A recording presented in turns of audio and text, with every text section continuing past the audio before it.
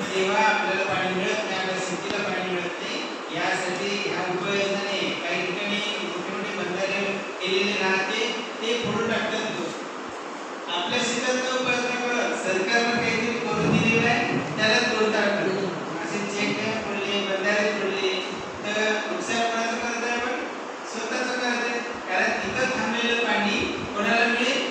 त्या गावाला मिळेल, त्या शेतकऱ्याच्या विहिरीला मिळेल, त्या बोरला मिळेल. याचं नियोजन केल्यानंतरही जे शेतकरी आहे ते काही पहिले घेऊन जातात आणि त्याला तोडतात. असे चेक डॅम फोडू नये यासाठी आपल्याला नेहमी देखरेख करणं गरजेचं आहे. बरोबर आहे? एक समिती असली पाहिजे, गावाच्या लोकांनी उपाययोजना फक्त करायची आहे. ते जोपर्यंत स्पॉटवर जाणार नाही तोपर्यंत सांगता येईल का आपल्याला? सांगता येणार नाही. यासाठी कचरे विल्हेवाट व्यवस्थित करणे.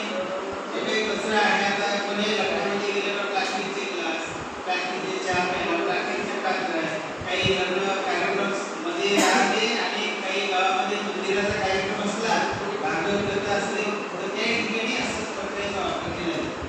फार पूर्वी जर तुम्ही बघितलं तर 50 वर्षाआधी तर आपल्या घरचं ताट घेऊन जेवण झालं. ग्लास खिशामध्ये टाकला आणि चाललं जेवण करायचं. तेव्हा काही लहान लहान मुलाचे खिसे छोटे राहत नव्हते, ग्लास हातात घेऊनच जाणार जेवण करायचं. बरोबर आहे?